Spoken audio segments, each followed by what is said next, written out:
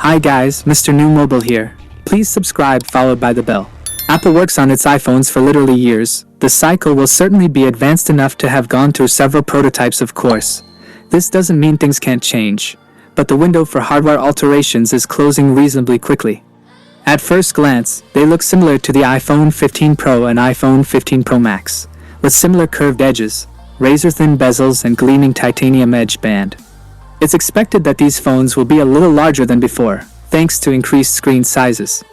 For the first time since the iPhone 12 Pro and Pro Max introduced 6.1-inch and 6.7-inch displays respectively, the 2024 models are thought to have 6.3-inch and 6.9-inch screens.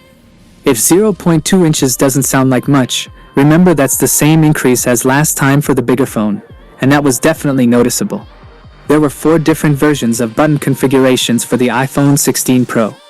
Apparently, the setup that has been chosen is similar to the iPhone 15 Pro, with 2 exceptions. First, there will be an extra button on the right edge, called the capture button, with pressure sensitivity that will sit flush to the edge of the phone.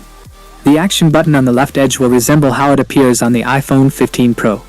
Gurman says, while the iPhone 16 line won't be a compelling upgrade over the current models when it is introduced in the fall, Apple's marketers will figure out a way to make slightly bigger screens sound like the biggest innovation since the original iPhone.